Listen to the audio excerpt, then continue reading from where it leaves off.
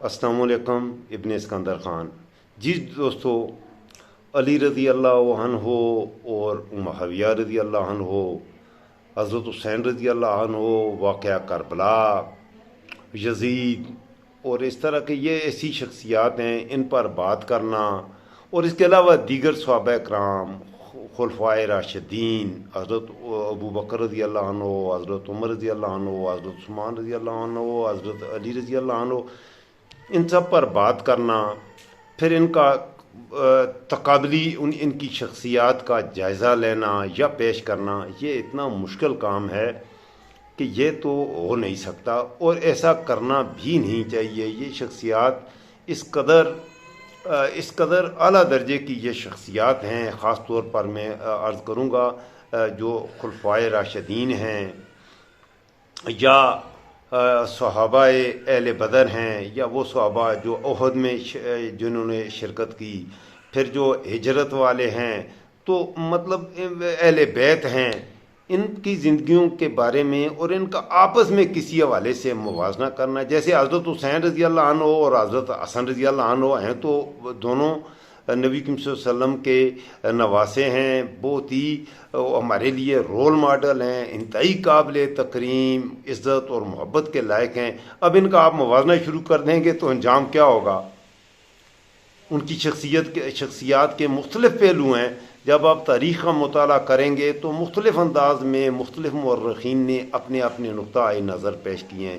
تو ان شخصیات پر مباحثہ کرنا یہ کوئی آسان کام ہے نہیں ہے. میں اپنی تحقیق کے مطابق اس میں سے اگر کچھ میں صحیح کہہ رہا ہوں تو پہلے یہ میں عرض کر دوں، اگر میں کوئی اچھی بات آپ تک پہنچانے میں اور سچی کوئی حقیقت آپ تک پہنچانے میں کامیاب ہو جاؤں اس ویڈیو کے میں، تو یہ میرے اللہ کا مجھ پہ کرم ہوگا، اور میں اللہ سے دعا کرتا ہوں کہ اللہ تعالیٰ مجھ پہ اپنا کرم فرما دے. اور دوسرا، اگر اس میں مجھ سے کوئی ایسی بات ہو جائے، کیونکہ میں اسکرپٹڈ ویڈیو نہیں بنا رہا، تو اگر میں بیان کے دوران مجھ سے کوئی ایسی کوتاہی یا زبان کی لغزش ہو، یا ذہنی طور پر کہیں میں منتشر ہو جاؤں اور کچھ عقائد کے خلاف کوئی بات کر جاؤں، تو میں آپ سے معذرت چاہوں گا. پہلے ہی میں آپ سے عرض کر دوں کہ مجھے وہ معاف کیجیے گا.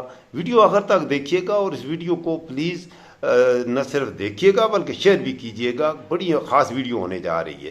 ہاں، تو میں بغیر ٹائم ضائع کیے اپنے موضوع پر آتا ہوں. ایسی ویڈیو تھوڑی لمبی ہوتی ہیں، لیکن میں کوشش کروں گا اتنی لمبی نہ ہو، مختصر وقت میں اپنے موضوع کو سمیٹنے کی کوشش کروں گا. تو دوستو، یہ اس قدر وسیع قسم کا موضوع ہے کہ تھوڑے سے قلیل وقت میں اس موضوع کو سمیٹنا اور اس کی وسعتوں کو بیان کر دینا، یہ میرے جیسے ادنا قسم کے طالب علم کی بس کی تو بات نہیں ہے. یہ نہیں ہو سکتا. بہرحال میں اپنی طرف سے کوشش ضرور میں کروں گا انشاءاللہ کہ آپ تک حقائق جس قدر بھی ممکن ہو میں وہ پہنچانے کی کوشش کروں. میں اپنی بات کرنے سے پہلے، یہ کچھ علماء کرام ہیں جنہوں نے بڑے چوٹی کی جید قسم کے علماء ہیں عہد حاضر کے، انہوں نے بھی اپنی ایک رائے دی ہے حضرت علی رضی اللہ عنہ کے حوالے سے، اور حضرت معاویہ رضی اللہ عنہ کے بارے میں ان کے اختلاف کے حوالے سے بھی دی ہے، واقعہ کربلا کے حوالے سے بھی. انہوں نے اپنی سوچ ہے، اپنی فکر ہے، مختلف مکاتب فکر سے تعلق رکھنے والے یہ علماء کرام ہیں. تو بہرحال آرے کی اپنی سوچ ہے، انہوں نے ایک رائے دی ہے، اور بڑے چوٹی کے یہ علماء ہیں جن کو ابھی میں آپ کو سنانے لگا ہوں. تو پہلے میں آپ کو یہ ذرا پلیز یہ سن لیجئے، پھر میں اپنی بات آپ کی خدمت میں رکھتا ہوں. پہلے ذرا پلیز یہ ذرا توجہ کے ساتھ یہ سنیے گا. اگر کوئی شیعہ مولوی کہہ رہا ہے کہ سنیوں کی بات نہ سنو، صرف ہماری بات سنو، وہ جھوٹ کہہ رہا ہے. اگر کوئی سنی مولوی کہہ رہا ہے کہ شیعوں کی بات مت سنو، صرف ہماری بات سنو، وہ جھوٹ کہہ رہا ہے. قرآن کہہ رہا ہے یستمعون القول، اس وقت تمہیں حق ملے گا کہ سارے مذہب کی ریسرچ کرو، تب پتا چلے. آپ نے یہ سن لیا، ڈاکٹر اسرار احمد صاحب کہہ رہے ہیں. آپ کوئی شیعہ کہے سنی غلط کہہ رہا ہے، سنی کہے شیعہ غلط کہہ رہا ہے، ابن خلدون کہے ابن طبری غلط کہہ رہا ہے، ابن طبری کہے یہ غلط کہہ رہا ہے. ائمہ کے ہیں کہ امام احمد بن حنبل رحم اللہ نے یہ کہا ہے، امام شافعی رحم اللہ نے یہ کہا ہے. آخری درجے پہ میں جا رہا ہوں. شروع میں ہی میں آخری درجے سے بات شروع کرتا ہوں کہ یہ ائمہ ہیں، ان پہ تو آپ کا اتفاق رائے ہے، ان کی علمیت کو کوئی چیلنج نہیں کر سکتا. کوئی بریلوی، کوئی دیوبندی، کوئی اہل حدیث، کوئی شیعہ، کوئی سنی، ان کی علمیت کو امام احمد بن حنبل رحم اللہ کی علمیت کو کوئی چیلنج نہیں کر سکتا. جو چیلنج کرتا ہے تو مجھے بتا دے. تو میرے حوالے وہ ہوں گے، میرے اکثر حوالے امام احمد بن حنبل رحم اللہ ہوں گے. One of my favourite, I think one of the greatest personality in Islamic history. آپ اس علمیت کے حوالے سے ان کا مقابلہ کرنا بڑی وہ ہے، ہو ہی نہیں سکتا. امام شافعی رحم اللہ بہت ہی بڑی شکتی، امام ابو حنیفہ اور امام مالک رحم اللہ. امام مالک اور امام ابو حنیفہ تو بنیادیں لے کے چلے ہیں، پھر آگے اس کو کھل کے وہ حضرت امام شافعی اور حضرت امام احمد بن حنبل رحم اللہ نے کیا ہے. تو ان شخصیات کے حوالے سے بھی بات ہوگی انشاءاللہ. ان کے خیالات اور افکار کی روشنی میں آپ کی خدمت میں رکھوں گا. یہاں پر پہلے میں عصر حاضر کے کچھ علماء کرام ہیں، تو ان کے حوالے سے میں حضرت یہ جو کانفلکٹس ہیں حضرت معاویہ اور حضرت علی رضی اللہ عنہ کے حوالے سے، تو یہ خادم رضوی صاحب ذرا سنیے گا پلیز، یہ سنیے گا خادم رضوی صاحب کچھ فرما رہے ہیں. کیے ہیں تو آئیے ہم اپنے پہلے عالم کی طرف چلتے ہیں. بن مبارک سے کسی نے پوچھا کہ امیر معاویہ افضل ہے یا عمر بن عبدالعزیز افضل ہے، تو آپ نے فرمایا کیا بات کر دی تو نے؟ امیر معاویہ نے جو حضور کی حمایت میں گھوڑا دوڑایا نا، اس گھوڑے کے ناک میں جو مٹی داخل ہوئی نا، عمر بن عبدالعزیز تو اس کا مقابلہ بھی نہیں کرا. میں معاویہ بن ابی سفیان، انجینئر محمد علی، عمر بن عاص، بسر بن ارطاح رضی اللہ عنہم اجمعین کو اس حوالے سے صرف عزت کرتا ہوں کہ وہ اصحاب ہیں، باقی جو ان کے اعمال ہیں وہ اللہ کو خود جواب دہ ہے. میں لعنت کا قائل نہیں ہوں، لیکن ڈنکے کی چوٹ پہ بخاری و مسلم کے حدیث کی روشنی میں ان کی غلطیاں. اور ڈاکٹر اسرار خود ایک صحابی رسول ہے کہ حضرت معاویہ رضی اللہ تعالیٰ عنہ کی ایک ہمشیرہ ام حبیبہ رضی اللہ تعالیٰ عنہ حضور کے ازواج مطہرات میں سے جو کاتبین وحی جو حضور نے مقرر کیے تھے ان میں سے ایک حضرت معاویہ بھی ہے. پھر حضرت معاویہ کے لیے حضور کی دعا القدیر لکھتے ہیں یہ کہ اس پر خیر القادری صاحب متفق علیہ حدیث ہے بخاری مسلم کی کہ آقا نے فرمایا ستقتلک الفئۃ الباغیہ، عمار تمہیں ایک باغی گروہ قتل کرے گا، شہید بڑی غور طلب بات ہے یہ کرے گا. اب آقا علیہ السلام جس گروہ کو باغی کہتے ہیں، دنیا میں کون مسلمان ہے محمد مصطفیٰ کا؟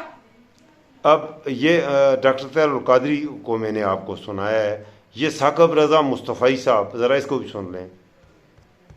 کی محبت قرار پائے ایسا نہیں ہے، اور یہ بھی نہیں ہے کہ حضرت سیدنا علی المرتضیٰ رضی اللہ تعالیٰ عنہ کا ذکر طبیعت پر بوجھ ہو اور چہرے کا رنگ بگڑنے لگے ان کا نام آتے ہی، یہ بھی خوارج کی نشانی.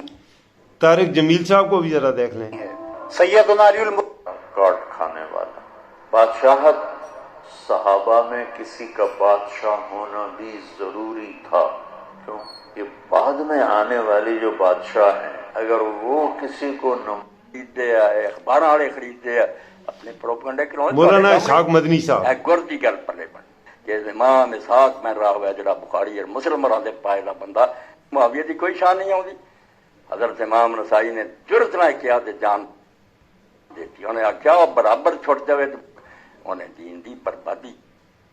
ہاں آگے بہت سے ہیں، یہ ذرا آگے یہ اپنا میں آپ کو سناؤں گا ابھی پیر نصیر الدین صاحب، بلکہ پہلے میں ایک شیعہ عالم دین جواد نقوی صاحب کو بھی سنا دوں تھوڑا سا. یہ جواد نقوی صاحب کو بھی سن لیجئے.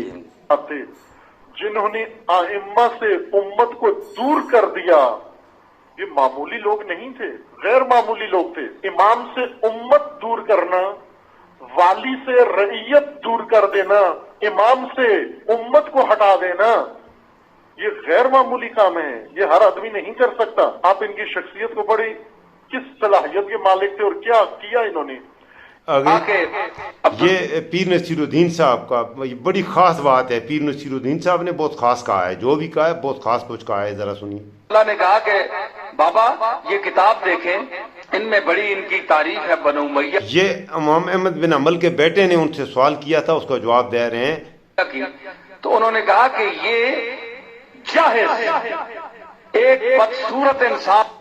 بہرحال یہ لمبی ہو جائے گی بات، پھر مجھے اپنی بات کرنے کا موقع نہیں ملے گا. تو دوستو یہ آپ نے سب آج کے علماء کرام کو سنا. اس حوالے سے یہ کتاب ان ساری چیزوں کا جواب ہے جو ابو المودودی صاحب نے لکھی، اور اس کتاب پر بہت ہی زیادہ فتنے پیدا ہوئے. تو پہلے تو میں ابو العلا مودودی صاحب کی شخصیت کے حوالے سے اپنی رائے بتا دوں کہ میرے خیال میں یہ بہت ہی بڑی کلاس کی شخصیت تھے. علمی حوالے سے آپ بات کریں ابو العلا کی شخصیت دیکھیں, سیاسی حوالے سے ان کی شخصیت دیکھیں, دینی حوالے سے ان کا جو کام ہے, ان کا جو لٹریری واک ہے وہ آپ دیکھیں, کسی حوالے سے دیکھیں, ایک انتہائی آپ یہ کہہ سکتے ہیں کہ ملٹی ڈائمینشنل وہ پرسنالٹی تھے. اب ان کی دیگر کتب کا میں نہیں کروں گا یہاں پر تذکرہ, یہاں پر کیونکہ آج کا ٹاپک جو میرا ہے وہ خلافت و ملوکیت ہے, اور یہ موضوعات ہیں حضرت امیر معاویہ رضی اللہ عنہ اور حضرت علی رضی اللہ عنہ. تو اس حوالے سے پھر میں اپنے آپ کو محدود رکھوں گا خلافت و ملوکیت پر ہی. یہ کتاب جو ہے اس کی تاریخ اس طرح سے ہے کہ یہ کتاب جس طرح آپ اکثر لوگ سمجھتے ہیں کہ اس کتاب کو لکھنے کا جو بیک گراؤنڈ ہے وہ کچھ اور ہے. یہ 65-66 میں ایک شخصیت تھے, مجھے پتہ نہیں ہے یہ کون تھے, محمود عباسی نام کا ایک شخص تھا. اس نے ایک کتاب لکھی, اس کتاب کا نام تھا معاویہ اور یزید, خلافت معاویہ اور یزید. اس کتاب کا نام تھا خلافت معاویہ اور یزید. میں نے وہ کتاب ویسے پڑھی نہیں, لیکن میں نے مختلف ادھر یوٹیوب پہ بھی سرچ کیا ہے. تو یہ کتاب سننے میں یہ آ رہا ہے کہ اس میں یزید کو حضرت حسین رضی اللہ, یہ توجہ طلب بات ہے, اس میں یزید کو حضرت حسین رضی اللہ عنہ کے مقابلے میں اس نے ہیرو بنا کے پیش کیا ہے, اور اس کے کارنامے گنوائے ہیں بہت اعلیٰ درجے کے, اور تعریفیں کی ہیں یزید کے کاموں کی, جو کارنامے اس نے اپنے 2-2.5 سال جو اس کی حکومت تھی, بادشاہت تھی یا جو بھی تھی, اس میں جو کیے. تو اس کتاب کے جواب میں, وہ کتاب کے جواب میں ابو العلا مودودی صاحب نے, یہ کتاب 66 یا 67 میں یہ کتاب فرسٹ ٹائم پبلش ہوئی تھی. بعد میں اس کتاب پر علماء اہل دیوبند نے, اور یہ ریسنٹ پاسٹ کے جو علماء اہل دیوبند ہیں اور علماء اہل بریلوی بھی کچھ, انہوں نے اس کتاب پر سخت تنقید کی. اور اس کتاب کے حوالے سے اس کتاب کی یہ خاص اہمیت یہ بھی, اس کتاب کی وجہ سے مولانا مودودی کو اسلام سے خارج کر دیا, اور ان کو سو یہودی ایک مودودی اس طرح کے نعرے بھی یہاں پر تخلیق کیے لگے, اور مولانا مودودی رحم اللہ کی شخصیت کو ایک انتہائی متنازع قسم کی دینی شخصیت بنا کر رکھ دیا گیا. اب میں آتا ہوں ان کی کتاب پر, ان کے کچھ اچھا اس کی وجہ کیا تھی. وجہ یہ تھی کہ اعتراض کیا اٹھائے اس کتاب پر. آپ ساری کتاب پڑھیں گے تو میں نے کہا کتاب لاجواب کتاب ہے, تقریباً 55 اور 60 350 صفحات کی یہ کتاب ہے, لیکن اپنے اندر علم کی تاریخی حوالے سے بہت سی وسعتیں ہیں جو یہ اپنے اندر سمیٹے ہوئے. اینیوے, اس کتاب کے جو موضوعات ہیں ان میں کچھ علماء کرام نے انہیں گستاخ صحابہ کہا ہے, کچھ نے کہا ہے کہ اس کتاب کی وجہ سے جو الزامات لگے ہیں میں ان کے جواب دوں گا پہلے. اور مودودی صاحب نے اس کتاب کے آخری چیپٹر جو ہیں آپ منیوٹلی پڑھیے گا, تو آخر میں انہوں نے خود ہی جو الزامات لگے ہیں اس کا استدراک کرنے کی استدراک والے چیپٹر میں, اور آخری جو اس کے کچھ چیپٹرز ہیں اقربا کے معاملے میں حضرت عثمان رضی اللہ عنہ کے طرز عمل کی تشریح, یہاں پر انہوں نے خود بھی وضاحت کر دی ہے کہ میں نے حضرت عثمان رضی اللہ عنہ کے بارے میں جو بھی کہا, کیوں کہا, کہاں سے میں نے لیا, وہ کہانی چلی کہاں سے, تو ایک ایک چیز کا مکمل حوالہ تقریباً میرے خیال میں انہوں نے پیش کر دیا. اور وہ 2-4 باتیں جن کو جو کہ کسی مستند حوالے کے بغیر انہوں نے اپنی رائے کے طور پہ بیان کی, اس کا بھی انہوں نے مودودی صاحب نے خود بنفس نفیس اس کا تذکرہ کر دیا کہ یہ میری رائے تھی, یہ کسی اکابرین امت میں یا ائمہ میں سے کسی کے حوالے سے یہ بات میں نے تحریر نہیں کی, بلکہ یہ میری اپنی رائے تھی. اپنی رائے بن سکتی ہے. ابھی میں آپ نے یہ علماء کرام سنے جیسے, تو ان سب کو سن کے ان کی سب کی الگ الگ رائے ہیں, تو ان سب کو سننے کے بعد آپ کی بھی ایک رائے بنے گی. جو میں نے آپ کو سنایا, آپ کو بھی اگر آپ ان کو توجہ سے یہ جو کچھ میں نے سنایا ان علماء کرام کو پلیز آپ خود بھی سن لیجئے, تو ان کی الگ الگ رائے آپ کو نظر آ جائے گی. ایک کچھ اور کہہ رہا ہے, بلکہ ایون کہ ایک مکتب فکر کے بھی یہاں پر طارق جمیل صاحب ہیں، دیوبند مکتب فکر کے ہیں، اور یہ طارق مسعود صاحب ہیں، وہ بھی دیوبند مکتب فکر کے ہیں. دونوں کی رائے الگ الگ ہے، حالانکہ دونوں ایک دوسرے کی بہت عزت کرتے ہیں. اہل ثاقب رضا مصطفی صاحب بھی ہیں، پیر نصیر الدین صاحب بھی ہیں، خاتم رضوی صاحب بھی ہیں، اہل بریلویت کے ہیں، علامہ طاہر القادری صاحب بھی ہیں. ان چاروں کی رائے الگ الگ ہے. اور اہل تشیع کی طرف سے جواد نقوی کو میں نے سنایا، اس کی اپنی رائے ہے، سب کی اپنی رائے ہے. اب اس رائے کی بنیاد پر ان سب کو آپ کہیں یہ سارے کافر ہیں، ایسے نہیں ہوتا. مودودی صاحب کے حوالے سے اب اس کتاب پہ جو سب سے زیادہ اعتراضات اٹھائے گئے، ذرا میں اس حوالے سے آگے بڑھتے ہیں، تھوڑا آگے بڑھتے ہیں.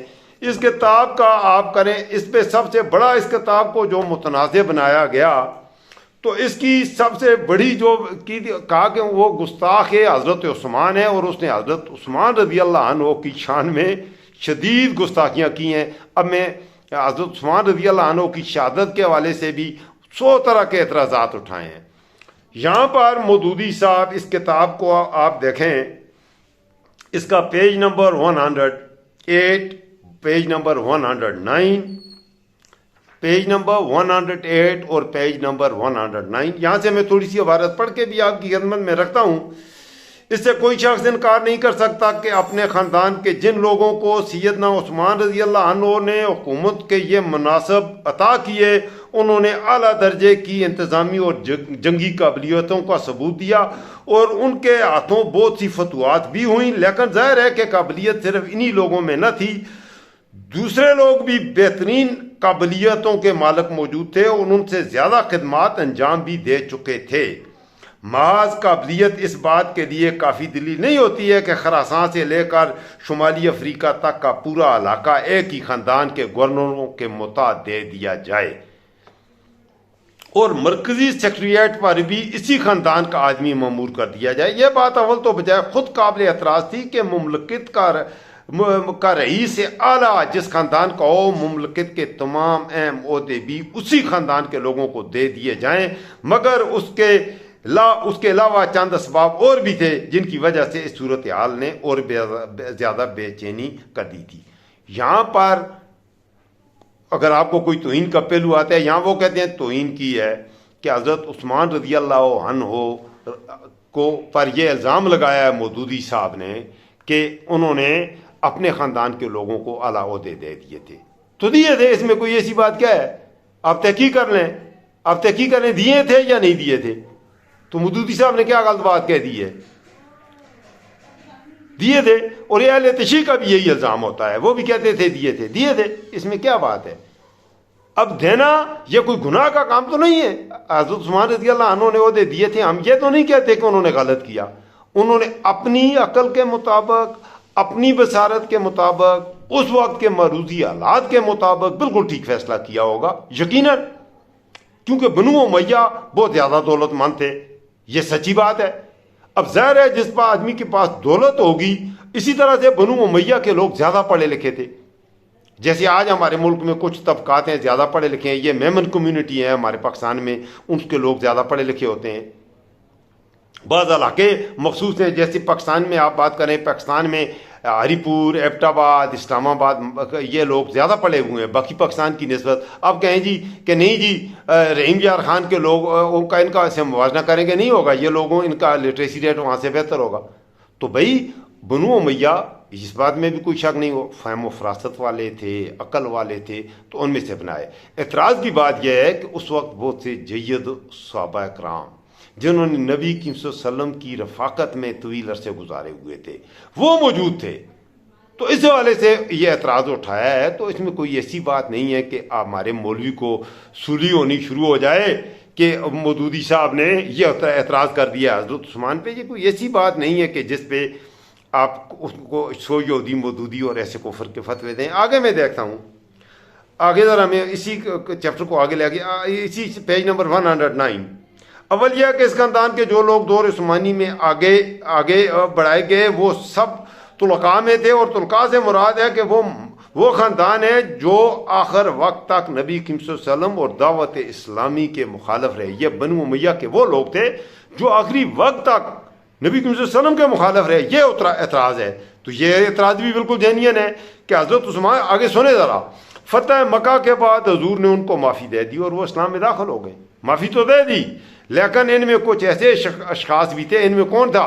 ان میں حضرت معاویہ ولید بن عقبہ بھی تھا. ذرا اس کی تاریخ پڑھیں، وہ تھا کون؟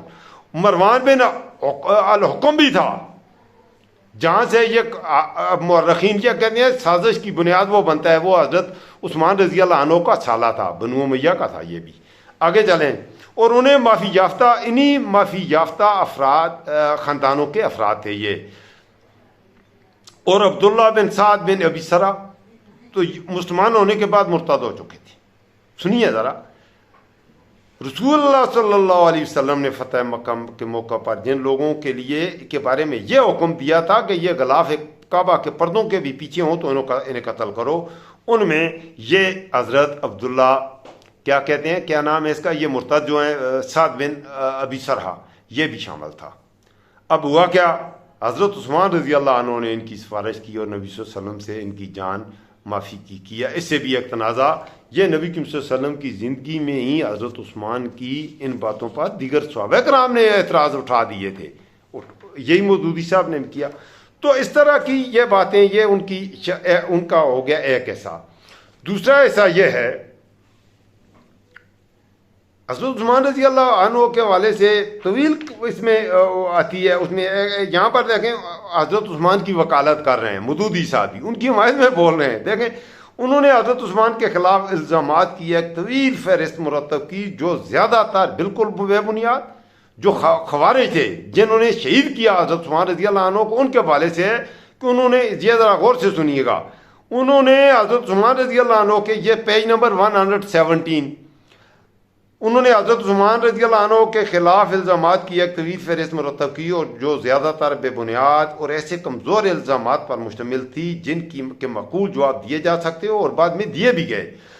پھر بامی قرارداد کے مطابق یہ لوگ، جن کی تعداد 2000 سے زیادہ نہ تھی، مصر، کوفہ اور بصرے سے بے یک وقت مدینہ پہنچے، اور انہوں نے پہلے حضرت طلحہ، حضرت زبیر اور حضرت علی رضی اللہ عنہ کی حمایت حاصل کرنے کی کوشش کی. انہوں نے ان کو تشفی کی کہ ایسے نہیں ہے، یہ تم غلط کر رہے ہو. حضرت عثمان رضی اللہ عنہ کی حمایت میں حضرت طلحہ، حضرت زبیر رضی اللہ عنہ اور حضرت علی نے کہا کہ یہ تم غلط کر رہے ہو، ان کو روکا، نہیں مانے. اب وہ کیوں بٹکے ہوئے تھے، یہ تاریخ کے پہلو ہیں. یہاں پر آپ کی اپنی رائے چلے گی، یہاں پر نہ میری رائے چلے گی میرے دوستو، نہ کسی اور کی رائے چلے گی، بلکہ یہاں پر آپ کی اپنی رائے چلے گی. ہوا کیا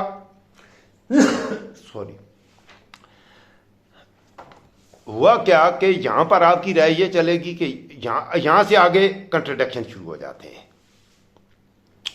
اپنی اپنی رائے دی ہوئی ہے. اب آپ کس کی بات کو سنیں؟ یہ شروع میں نے آپ کو سنایا، ایک بار پھر سنا دیں کہ کسی ایک کی بات پہ آپ یہ ذرا ایک بار پھر آپ کی ذرا اس لیے آپ کو سناتا ہوں، یہ ذرا پوری توجہ سے سنیے گا.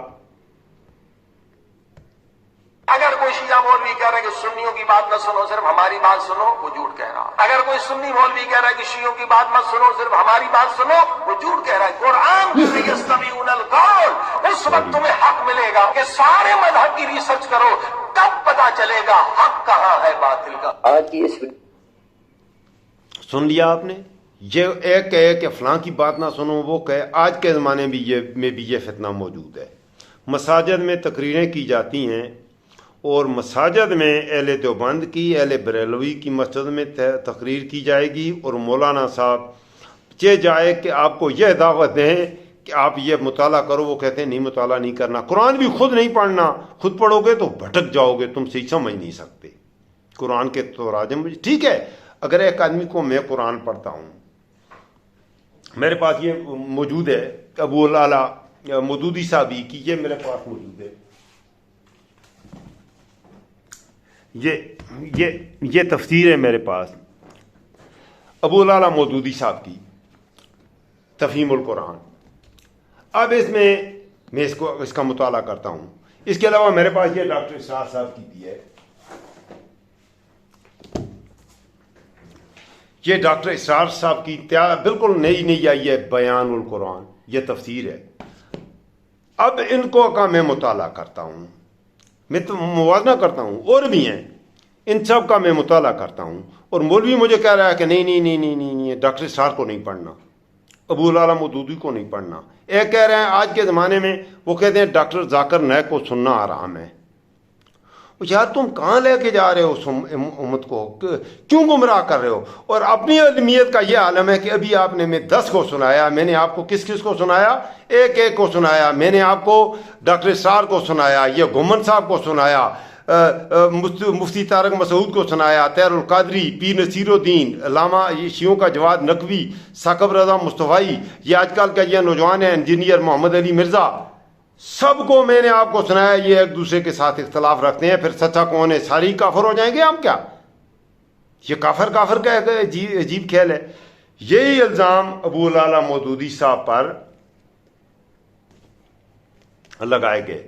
اب میں آخر میں آپ سے ویڈیو ختم کرنے سے پہلے، بلکہ ویڈیو تو تھوڑی دیر بعد ختم ہوگی، اصل بات تو ابھی شروع ہونی ہے، تو ان کے بارے میں آپ کیا کہتے ہیں؟ آپ کی کیا رائے ہے؟ مجھے فیڈ بیک میں ضرور آگاہ کیجیے گا۔ میں اپنا کنکلوژن آپ کی خدمت میں رکھتا ہوں کہ دیکھیں صحابہ کرام میں حضرت ابو بکر رضی اللہ عنہ کا کیا نمبر ہے، حضرت عمر کا کیا نمبر ہے، حضرت عثمان رضی اللہ عنہ کا کیا نمبر ہے، حضرت علی رضی اللہ عنہ کا کیا نمبر ہے؟ مت اس بات میں پڑھو، اس بات میں ہمیں نہیں پڑھنا چاہیے۔ یہ بہت ہی اونچی سطح کی شخصیات ہیں، بہت ہی اونچی سطح کی ہستیاں ہیں۔ آپ دیکھیں، آپ ادھر میں گیا پچھلے دنوں میر پور میں، آزاد کشمیر میں، وہاں پر وہ شاعر ہیں میاں محمد بخش، ان کے مزار پہ گیا تو ایک متقد دوست تھا، وہ ویڈیو بھی میں آپ کو دکھا دوں گا۔ میں گیا ہوا تھا کشمیر، تو میر پور میں ان کی ادھر میں نے نماز بھی پڑھی، تو وہاں پر میں نے ان کے متقد سے کچھ بات چیت ہونے لگی، تو وہ ان کے خلاف بات برداشت نہیں کر سکتا تھا۔ ان کے کچھ اشعار بھی ادھر قبر پہ پاس رکھے ہوئے تھے، لکھے ہوئے تھے، تو ان کا میں نے تذکرہ کیا، تو اس نے کہا نہیں یار یہ بہت بڑے لوگ ہیں، ہماری یہ حیثیت نہیں ہے کہ ہم ان کے بارے میں بات کریں۔ تو اگر میاں محمد بخش، داتا علی اجویری، عبداللہ شاہ غازی، سیون شریف، لال شہباز قلندر، ان کے حوالے سے ان کے معتقدین یہ رائے رکھتے ہیں کہ ان کے حوالے سے بات نہیں کرنی، تھوڑی سی بھی زبان کی لرزش ہو جائے گی تو اسلام سے چلے جاؤ گے۔ تو پھر میرے دوستوں مجھے بتائیں کہ حضرت عثمان، حضرت عمر رضی اللہ عنہ، حضرت بکر رضی اللہ عنہ اور حضرت علی رضی اللہ عنہ، ان شخصیات کے بارے میں آپ اگر کوئی غلط بات کریں گے تو کیسے ہوگا؟ اب جن علماء کرام کو میں نے آپ کو سنایا، یہ سارے کے سارے ان میں سے اکثریت حضرت معاویہ کی وکالت کرتے ہوئے نظر آتے ہیں۔ اب حضرت معاویہ کی وکالت سے ہم کیا، اکثریت ان میں سے میں کہہ رہا ہوں، میں سب کی نہیں کہہ رہا، اکثریت میں نے ابھی آپ کو، آپ خود بھی سن لیں، اگر میں اس میں مبالغہ کچھ ہے تو آپ خود سن لیں۔ اور حضرت معاویہ حضرت علی رضی اللہ عنہ کو نام بھی نہیں لے رہے۔ ظلم کی حد ہے یار۔ اب دیکھیں ان کے حمایت کر رہے ہیں، اور جب ان سے کہیں کہ موازنہ کرو، ایک جملے میں کرو، تو کہیں نہیں مقام حضرت علی رضی اللہ عنہ کا بڑا ہے۔ تعریفیں حضرت معاویہ کے اقدامات کی کر رہے ہیں اور کہتے ہیں مقام حضرت علی رضی اللہ عنہ کا بڑا ہے۔ عجیب منطق ہے۔ یہ سب کی میں بات کر رہا ہوں، یہ آج کے علماء کی، اپنی تحقیق کریں۔ کسی مولوی سے، یہ مولوی میں کہتا ہوں ان کو، میں یہ مولوی کیوں ہے کہ باتیں کرتے ہیں مقام کی، سارے کسی نہ کسی حوالے سے حضرت معاویہ کی تعریفیں بیان کر رہے ہیں۔ ان کے اقدامات اچھے تھے، بڑے بہادر تھے، ان کی سلطنت بڑی اچھی تھی، بہت بڑے علاقے فتح کیے۔ ایک تو یہ بات ہے، یہ مناسب، میں اسے مناسب نہیں سمجھتا، یہ میری رائے ہے۔ میں نے کہا یہ میری رائے ہے، یہ کسی کی نہیں ہے کہ آپ ہر بات پہ حضرت معاویہ کی حمایت میں اس قدر دیوانے ہو کے لگے ہوئے ہیں کہ حضرت علی رضی اللہ عنہ کی شخصیت کو آپ کریں۔ ایک بات، نمبر رینکنگ کس کا ہے؟ تو حضرت علی رضی اللہ عنہ رینکنگ سے اوپر ہیں، کیونکہ نبی صلی اللہ علیہ وسلم نے ان کے حوالے سے جو احادیث ہیں، حضرت معاویہ رضی اللہ عنہ کے بارے میں 2-3 احادیث ہیں جن کا یہ حوالہ دیتے ہیں۔ ٹھیک ہے، ہم ان سے بھی انکار نہیں کرتے۔ میں حضرت معاویہ رضی اللہ عنہ کو گالیاں دینے کا یا ان کے بارے میں غلط زبان یا غلط نظریات قائم کرنے کا بھی قائل نہیں ہوں، لیکن جہاں حضرت علی رضی اللہ عنہ کے حوالے سے بات آئے گی، ان کے بارے میں انتہائی فصاحت کے ساتھ انتہائی واضح انداز میں اللہ کے نبی نے کہا ہے، کیا کہا ہے کہ میں گھر ہوں علم کا، علی دروازہ ہے. اور یہ اللہ کے نبی نے کہا ہوا ہے، اور اللہ کے نبی نے یہ کہا ہے کہ یہ بھی اللہ کے نبی نے کہا ہوا ہے علی رضی اللہ عنہ کے بارے میں کہ میں علی کو عزیز رکھتا ہوں، جو علی کو عزیز رکھتا ہے وہ مجھے عزیز رکھتا ہے. محبت آپ دیکھیں، اپنی لخت جگر اپنی پیاری بیٹی حضرت علی رضی اللہ عنہ کے نکاح میں دی. بعد میں زندگی کے جو بھی مواقع آئے تو حضرت علی رضی اللہ عنہ کا مقام بہت بڑا ہے میرے دوستو. ان کے بارے میں اس طرح سے حضرت معاویہ اور ان کا موازنہ نہیں ہوتا، یہ موازنہ کرنے والی بات پہ جائیں ہی نہیں. پھر موازنے کی بات کرتے ہیں افضل ترین کون ہے، اس بات میں مت پڑیں. میں ایک عام سا مسلمان ہوں، میرے خیال میں اپنی رائے، یہ سارے جو کہتے ہیں میں ان سب سے اختلاف کر رہا ہوں. میں کہتا ہوں سب سے افضل حضرت حمزہ رضی اللہ عنہ تھے. سارے سٹپٹا جاؤ گے،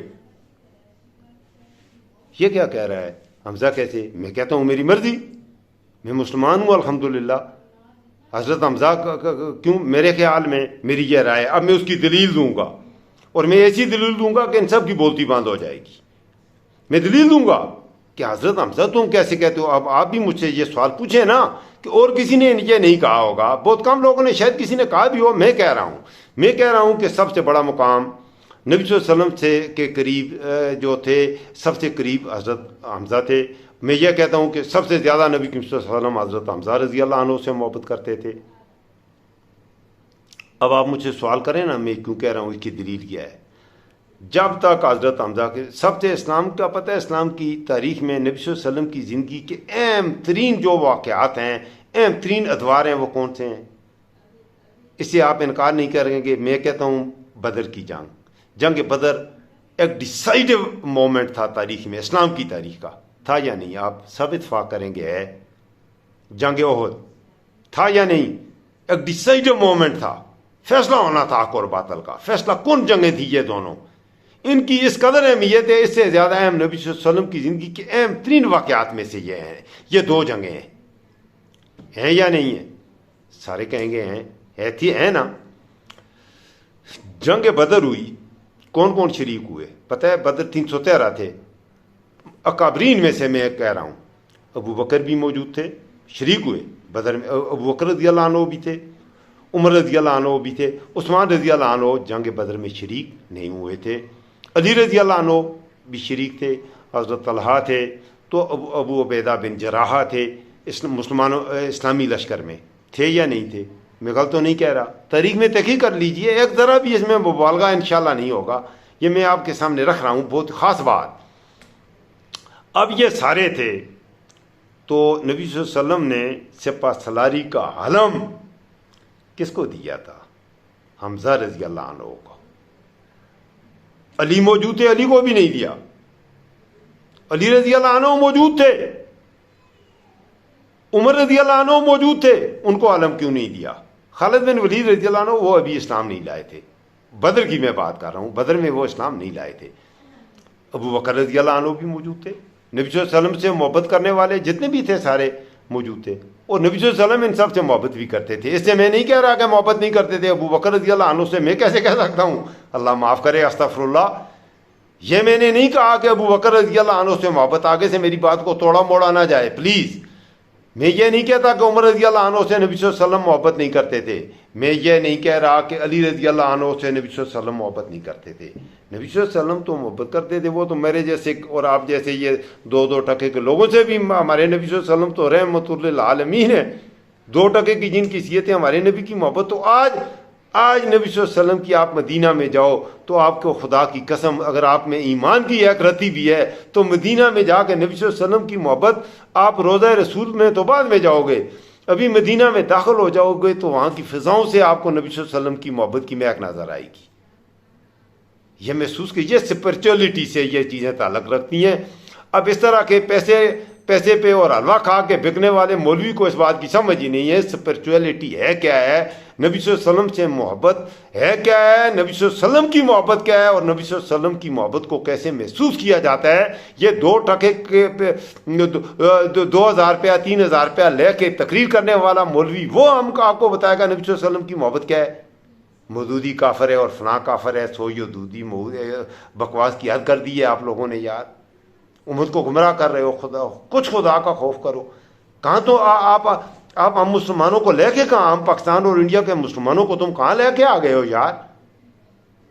اس طرح کی, اور نوجوان لا اصل مباحثوں میں پڑے ہوئے ہیں, اس طرح کے مباحثے ہو رہے ہیں. تو میں عرض کر رہا تھا, میں نے کہا حمزہ رضی اللہ عنہ کی میں بات کر رہا تھا. کیوں کہا, میں نے کہا کہ حضرت حمزہ رضی اللہ عنہ کو بدر کی جنگ میں, جنگ بدر میں جب 313 تھے, صرف کمزوریاں تھی سب کو, اور حضرت حمزہ رضی اللہ عنہ کی تدبر, جنگی حکمت عملی, بہادری, شجاعت, جس حوالے سے بات کریں اس کی وجہ سے اللہ تعالیٰ نے ہمیں کیا کیا, بہانا وہ تھے اللہ کی طرف سے فتح مبین ملی, فتح ملی. اچھا کیا پلان کیا جنگ کا, ذرا تاریخ کا, یہ میں نہیں کہتا, اب تاریخ کی کتابوں میں جائیں.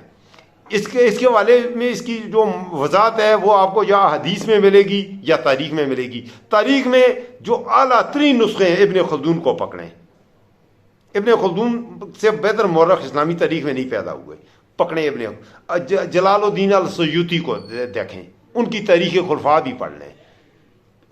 تو اتنی کمپریہنسو نہیں ہے جو تاریخ خلفاء ہے جلال الدین السیوطی رحمہ اللہ کی, وہ مختصر ہے. تو میں اس لیے کہ میں ریکمینڈ کروں گا تاریخ ابن خلدون کو دیکھیں, سارے واقعات کا آپ کو لگ پتہ جائے گا.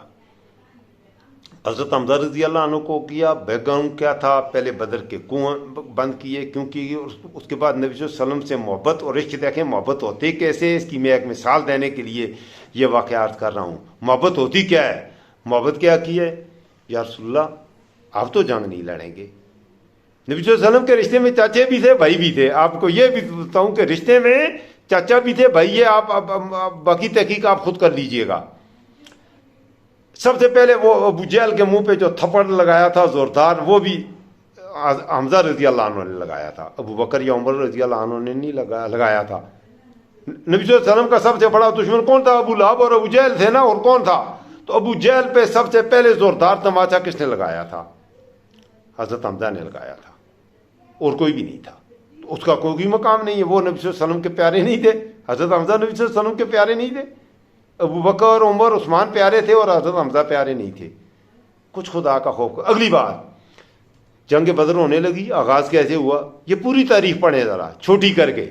اوپر سے موٹی موٹی مولوی کی باتیں نہ سنا کریں, خود چھوٹی کر کے پڑھیں, تب لگے گا پتہ کہ اصل کہانی ہے کیا. یا رسول اللہ, حضرت حمزہ نے عرض کیا, یا رسول اللہ آپ نہیں لڑیں گے. نبی صلی اللہ علیہ وسلم تلوار لیے اور پیچھے بدر میں ایک خیمہ بنا دیا, اور خیمے میں کہ نہیں آپ ادھر دیکھیں گے, ہم لڑ کیسے رہیں آپ یہ دیکھیں. ہماری جان, ہم سارے شہید ہو جائیں کوئی بات نہیں, ہماری جان اندازہ کریں, سامنے بڑا لشکر ہے, 1000 ورسز 313. 1000 گھوڑے بھی, اونٹ بھی, خوراک بھی اچھی طرح سے لیس, اسلحہ سے لیس, اور 313 گھوڑے بھی نہیں ہیں, اونٹ بھی نہیں ہیں, نیزے نہیں ہیں, تلواریں نہیں ہیں, ہلکے پھلکا کوئی ہتھیار ہی نہیں ہے. اور اللہ نے فتح دی. کیا کہا, یا حضرت حمزہ رضی اللہ عنہ کو واقعہ عرض کر رہا تھا, انہوں نے کہا یا رسول اللہ آپ کا ہونا تو ضروری ہے, ہم سارے شہید ہو جائیں گے, آپ ہمارے بعد اور آ جائیں گے, اسلام زندہ رہے گا, اس لیے ہمیں شہید ہونے دیں. آپ اس وقت جنگ کیجئے گا, آپ معاذ میں آ کے جنگ اس وقت عملی طور پہ کیجئے گا جب ہم سارے شہید ہو جائیں. پھر پیچھے ہم تو شہید ہو جائیں گے, پیچھے پھر اللہ کے آتے ہیں ہونا اللہ دے والے, وہ بات ہوتی ہے. لیکن جب تک ہم زندہ ہیں ہم لڑ سکتے ہیں. ہم 313 کی شہادت تک آپ جنگ نہیں لڑیں گے. آپ اللہ کے رسول ہیں, آپ اللہ کے نبی ہیں, خاتم النبیین ہیں, تو آپ کو ہم نہیں لڑنے دیں گے. اس کو کہتے ہیں محبت. تو اس حمزہ سے نبی صلی اللہ علیہ وسلم کو کوئی محبت نہیں تھی, ان کا کوئی نمبر نہیں ہے, ان کا پہلا دوسرا تیسرا چوتھا کوئی نمبر ہی نہیں ہے. آگے چلیں, احد ہوتی ہے. احد جنگ بدر میں امیر لشکر بنایا اللہ کے نبی نے حضرت حمزہ کو. اب احد پہ آ جائیں.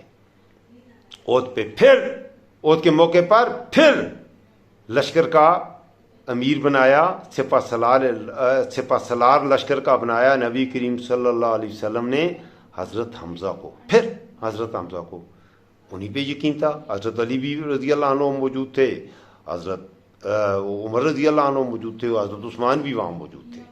اور بدر میں جو پہلا جو عمر کا ہوا تھا اسلام کے لیے پہلا قتل کرنے والا اسلام کے لیے حضرت حمزہ، اور پہلا مرنے والا مردود عتبہ، دوسرا شیبہ، اور اس کو قتل کرنے والا علی رضی اللہ عنہ. اسلام کے لیے پہلا قتل کرنے والا حضرت حمزہ اور دوسرا قتل کرنے والا علی رضی اللہ عنہ. اب ذرا مقام کا اندازہ لگا رہے ہیں. اسلام کے لیے پہلی جنگ ہے، اور اس جنگ میں پہلا جو کافر قتل ہوا ہے اس کا نام تھا عتبہ، اور قتل کرنے والا حضرت حمزہ، اور دوسرا قتل کرنے والا شیبہ، عتبہ کا چھوٹا بھائی، اور اس کو شیبہ کو قتل کرنے والا علی رضی اللہ عنہ. اور تیسرا وہ ولید نام تھا، ابو عبیدہ بن جرح. اس کو بھی کہتے ہیں کہ مورخین کا یہاں تضاد کہ حضرت حمزہ نے قتل کیا تھا، کہ وہ حضرت ابو عبیدہ بن جرح زخمی ہو گئے تھے تو پھر حضرت حمزہ نے اس کو کر دیا، اس کو مارا.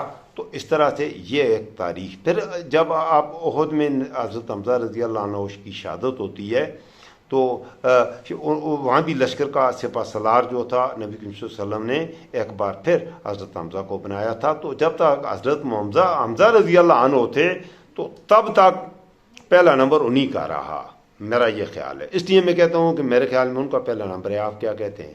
حضرت حمزہ کا نمبر سب سے اوپر ہے. میں کہتا ہوں پہلا نمبر ہے. یہ میں نے اپنی رائے دی ہے، یہ میں نہیں کہتا اسے اسلام اور کفر کا کوئی بات نہیں کر رہا ہوں میرے دوستو. یہ کہنے کا مطلب یہ ہے میں نمبروں پہ نہیں یقین کرتا. میرے خیال میں ابو بکر کا بھی پہلا ہی نمبر ہے. میرے خیال میں علی رضی اللہ عنہ کا نمبر تو اس کا رنکنگ میرے تو منہ میں خاک، ان کا نمبر تو ہی سب سے اوپر ہے. تو ان باتوں میں نہیں پڑھنا چاہیے. باقی آپ کتابیں پڑھیں گے جب مورخین حدیث میں یہ تاریخ سے ریلیونٹ چیزیں آ جائیں گی. جب آپ نبی کریم صلی اللہ علیہ وسلم سے کے دور کی باتیں ہیں وہ تو آپ کو حدیث میں مل جائیں گی، لہذا ان میں تو اتنا مسئلہ نہیں رہے گا. لیکن جب نبی کریم صلی اللہ علیہ وسلم کے دور سے جوں آپ دور آتے جائیں گے، آگے صحابہ کا دور ہے، پھر ائمہ کا دور ہے، تو جوں دور آتے جائیں گے تو پھر حدیث تو نہیں ہوگی، پھر آپ کے پاس تاریخ ہوں گی. اب تو تاریخ کی جو کتب ہیں، ہمارے جو پرانے مورخین ہیں جنہوں نے تاریخ پر ورک کیا ہے، ان میں بھی آپ کو بہت سی جگہوں پہ اختلاف رائے ملے گا. جب اختلاف رائے ملے گا تو وہاں پر پھر آنے والا جو محقق ہوتا ہے وہ اپنے سے پہلے والے 3 4 5 7 محققین کی تحقیق کے مطابق ایک رائے قائم کرتا ہے اور وہ آپ تک پہنچاتا ہے. تو اس لیے اس میں کچھ نہ کچھ کمی، کچھ نہ کچھ اضافہ تاریخ میں ہو جاتا ہے. تو ہمارا عقیدہ بھی یہ نہیں ہے کہ تاریخ میں ایک رائے قائم کی ہے ابن خلدون نے، ایک رائے قائم کی ہے امام ابن طبری نے، علامہ کیا کہتے ہیں جلال الدین السیوطی نے. یہ بڑے بزرگ ہیں، اکابرین ہیں، لیکن ان کی رائے کا جب اختلاف ہے تو وہاں پر آپ کی اپنی رائے آٹومیٹیکلی ایک بن جائے گی. تو آپ اس رائے کی بنیاد پر ان کی رائے کی بنیاد پر آپ ایک جگہ پہ اسے دین اسلام میں داخل ہونے یا اسلام سے نکلنے کا وہ فتویٰ اس کی بنیاد پر نہیں لگا سکتے. تو یہاں پر میں عرض یہ کر رہا تھا، یہاں پر تو یہ جو ہمارے حضرات ہیں یہ تو اسلام میں کسی کو انہوں نے تو یہ لائسنس ہی یہ لیا ہوا ہے کہ کس کو اسلام میں داخل ہونے دینا ہے اور کس کو اسلام سے خارج کرنا ہے. تو یہ باتیں میں نے آپ کی خدمت میں رکھنی تھیں. اب اختتام سے پہلے میں حضرت علی رضی اللہ عنہ کے حوالے سے اور یزید کے حوالے سے جو آخری جو رائے دوں گا. حضرت معاویہ رضی اللہ عنہ نے پہلی بات یہ یزید کے بارے میں بھی کہی ہے، جو کتاب لکھی ہے، یہ جس کتاب کے جواب میں خلافت و ملوکیت لکھی گئی تھی، یہ کتاب جو محمود عباسی کی کتاب ہے خلافت معاویہ و یزید، اور اس میں یزید کی جو اس نے تعریفیں کی ہیں جس کے جواب میں یہ لکھی ہے. تو آپ کیا کہتے ہیں کہ آپ خود ہی مجھے بتائیں میرے دوستو، آپ حضرت حسین رضی اللہ عنہ کی تاریخ بھی پڑھ لیں اور یزید کی بھی، تو حضرت حسین رضی اللہ عنہ کے حوالے سے آپ کا دل یہ مانتا ہے کہ آپ یزید کی تعریفیں کریں؟ اور جھوٹ یہ مت کہیں، یہ جھوٹ مت کہیں کہ یزید ذمہ دار نہیں تھا۔ کون تھا ذمہ دار؟ کون تھا خلیفہ؟ تو وہ تھا ابن زیاد۔ کون ہوتا تھا؟ یا وہ شمر کون ہوتا تھا کہ وہ یہ واقعہ کا حضرت حسین رضی اللہ عنہ کی شہادت کا وہ اتنا المناک واقعہ ہے، تو آپ کو شرم نہیں آتی؟ تو اس کا الزام کس پہ لگاتے ہو؟ یزید نہیں تھا تو کون تھا؟ آگے سے ادھر ادھر کی چونکہ جو نہ کہ اگرچہ مگرچہ نہ کریں، کون تھا ملک کا حکمران؟ کون تھا سربراہ؟ کون تھا؟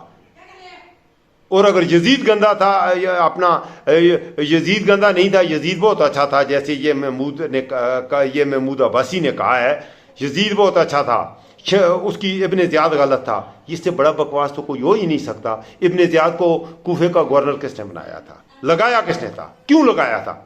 اگر ابن زیاد گندا تھا تو اس کو لگانے والا یزید تھا، تو یزید کیسے اچھا ہو گیا؟ اس نے گندے بندے کو کیوں لگایا؟ ایک بات یہ تاریخی بات ہے اور یہ حق بات ہے، خود ہی فیصلہ کریں۔ میں نے کہا ان کو پڑھیں، پڑھنے کے بعد آپ کنکلوژن پہ آئیں۔ اب آخری بات میں کروں گا حضرت حسین رضی اللہ عنہ سے حضرت علی رضی اللہ عنہ پہ جاتے ہیں۔ ایک دلیل، ہاں یزید کے حوالے سے ایک بات یہ بھی کہوں کہ کچھ لوگ کہتے ہیں کہ وہ اس لشکر میں شامل تھا جس نے استنبول پر قسطنطنیہ پہ حملہ، ابو ذر غفاری رحم اللہ کی تو قبر مبارک بھی وہیں پہ، تو کہتے ہیں اس کا تو سپہ سالار یزید تھا، لہذا جس نے استنبول پر حملہ کیا تھا وہ تو جنت میں جائے گا۔ حدیث موجود ہے، حدیث موجود ہے، بالکل یزید نہیں تھا اس لشکر میں۔ آپ کیسے کہتے ہو یزید تھا؟ جھوٹ کیوں کہتے ہو؟ کیسے نہیں تھا؟ اب یہ میں دلیل کے ساتھ بات کرتا ہوں۔ اچھا ایک کہہ رہا ہے کہ حدیث میں آیا ہے کہ یزید موجود تھا۔ استغفر اللہ، یزید کے زمانے میں حدیثیں آگے تخلیق کرنی شروع کر دی ہیں آپ لوگوں نے؟ کیا یزید کوئی صحابی تھا؟ اس طرح کے جھوٹ، اس لیے میں کہتا ہوں یہ جھوٹ بولنے والی پر میں ایک الگ ویڈیو بناؤں گا میرے دوستوں بہت جلد۔ ہفتے میں ایک آدمی مذہبی ویڈیو دینی والے سے ایک ویڈیو بناتا ہوں، تو اگلی ویڈیو میں کوشش کروں گا یہ جھوٹ کے فائدے اور نقصانات پر بناؤں گا۔ اس سے بڑا جھوٹ کہ وہ اس لشکر کا کہتے ہیں کہ وہ جو لشکر قسطنطنیہ پر کرے گا اس کا وہ سپہ سالار تھا۔ اب دیکھیں قسطنطنیہ پر حملہ ہوا ہے معاویہ رضی اللہ عنہ کی خلافت نہیں کہیں گے، بادشاہت کے چوتھے سال جو حملہ ہوا ہے، تو یزید جب اقتدار میں آیا تھا تو اس کی عمر کہتے ہیں 32-33 سال تھی۔ اب حضرت معاویہ نے اس کے بعد 17 سے 18 سال حکومت کی ہے قسطنطنیہ پر حملے کے۔ اس کا مطلب ہے کہ اور ان کا انتقال ہوا ہے تو یزید آپ کا بنا ہے، حکمران بنا ہے، تب بنا ہے جب معاویہ رضی اللہ عنہ کے انتقال کے بعد بنا ہے نا۔ تو اب آپ اندازہ لگا لیں کہ یزید 29 سال کا اگر اقتدار میں آیا ہے تو قسطنطنیہ پر جب حملہ ہوا ہے اس وقت تو اس کی عمر 12-13 سال ہوگی۔ تو تم کیا کہتے ہو کہ 12-13 سال کے لڑکے کو حضرت معاویہ نے سپہ سالار بنا کے، ابو ذر غفاری جس لشکر میں شریک تھے، اور بھی کچھ صحابہ کا تذکرہ ہے، بہرحال اس لشکر کا سپہ سالار 12-13 سال کے یزید کو بنایا تھا؟ مجھے دیں جواب اس بات کا۔ اس وقت یزید جب قسطنطنیہ پر حملہ ہوا تو اس کی عمر 13-14 سال ہے۔ اس حوالے سے ڈاکٹر ذاکر نائک نے بھی کیا ہے، میں کہ اس سے اختلاف کرتا ہوں، اس نے غلط کہا ہے۔ اس نے کہا ہے کہ امکان ہے کہ وہ موجود تھا۔ کیسے امکان ہے؟ امکان بھی نہیں ہے، آپ صحیح کر کے تحقیق کرو، امکان ہی نہیں ہے کہ اس لشکر کا سپہ سالار جس نے قسطنطنیہ پر حملہ کیا تھا اس کا سپہ سالار یزید ہو۔ اور اگر تمہاری اس بات کو مان لیں، جو یہ دلیل دیتے ہیں یزید کو اچھا ثابت کرنے کے لیے، جو یہ دلیل دیتے ہیں کہ اس لشکر کا تھا، آپ کی بات کو مان لیں، یزید کو سپہ سالار بنایا کس نے تھا؟ معاویہ رضی اللہ عنہ نے۔ تو معاویہ رضی اللہ عنہ کے بارے میں تو پھر آپ کیا کہتے ہو کہ معاویہ رضی اللہ عنہ اس قدر نااہل تھے، اور حضرت معاویہ رضی اللہ عنہ اس قدر نااہل تھے کہ انہوں نے اس شخص کو بیٹا ہونے کے ناطے آپ کا یہ ایمان، اگر حضرت معاویہ کو آپ اچھا کہتے ہیں تو پھر تو حضرت معاویہ یہ کام کر ہی نہیں سکتے، نہیں تھا۔ پھر کہتے ہیں 118 صحابہ کرام تھے۔ بات سنیں، پتہ نہیں ہے کیا کیا کہاں سے انہوں نے گڑی ہوئی باتیں ہیں یار، کہ انہوں نے تو وہ اس یزید کے نیچے لڑنے کو تیار ہو گئے، وہ اس قدر بزدل تھے، سارے صحابہ کرام بزدل تھے، کہ یزید کے نیچے 14-15 سال کا وہ اس وقت ہوگا، تو 14-15 سال کے لڑکے کے جو لڑکا ہے اور اس کا کوئی اتنا خاص کوئی اس کا کردار ہی نہیں ہے. یہ ٹھیک ہے، وہ نماز پڑھاتا تھا، تب مورخین نے یہ لکھا ہے، نماز پڑھاتا تھا، خطبہ دیتا تھا دمشق کی مسجد میں، تقریر بھی کرتا تھا. نماز پڑھنی اسے آتی ہوگی، قرآن کی بھی کچھ آیات اسے آتی ہوں گی، اس بات سے میں انکار نہیں کرتا ہوں. لیکن اس کے کردار کا حضرت حسین رضی اللہ عنہ کے واقعہ کربلا سے اس کو مبرہ کرنا نہیں.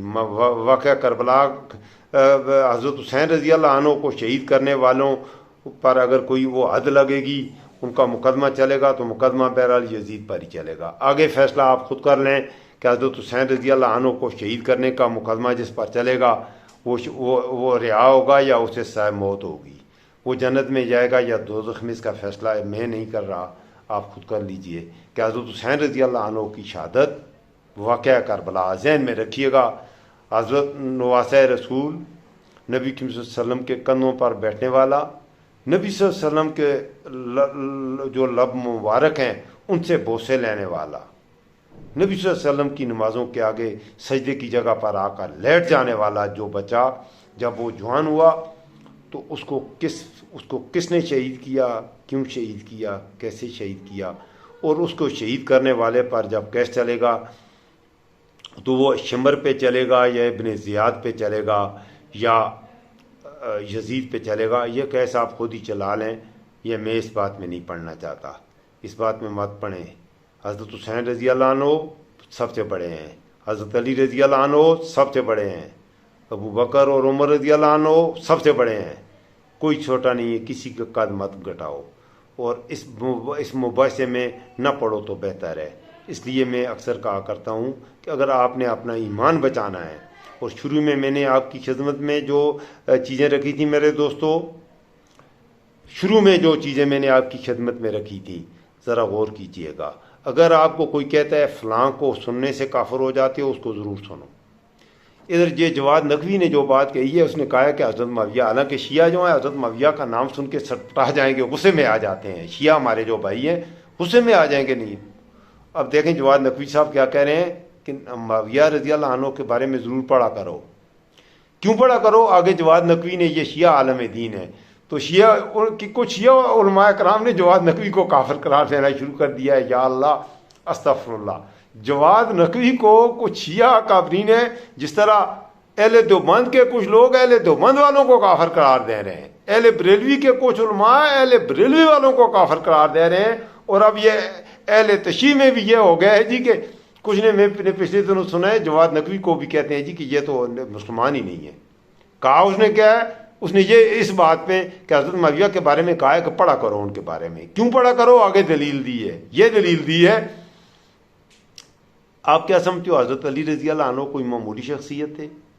تو سب کہ نہیں نہیں نہیں نہیں، حضرت علی رضی اللہ عنہ کوئی معمولی شخصیت تو استغفر اللہ اتنی بڑی شخصیت ہیں، تو ان کے مقابلے میں جو آتا ہے تو وہ بھی کوئی معمولی شخصیت نہیں ہوتا. جواد نبی نے یہ کہا کہ معاویہ جو ہے وہ حضرت علی سے آ کر اس نے ٹکر اگر لی ہے تو اس کا مطلب ہے دشمنی کی ہے یا جو بھی کیا ہے، آدمی پائے کا ہے، مقابلہ کرنے والا ہے، قوت رکھنے والا ہے، علم رکھنے والا ہے. کیونکہ ویسے ہی کوئی ٹو قسم کا آدمی تو حضرت علی رضی اللہ عنہ کے مقابلے میں نہیں آ سکتا. اس حوالے سے انہوں نے یہ بات کی. بہرحال میں یہ جواد نقوی کے حوالے سے بات ہو گئی.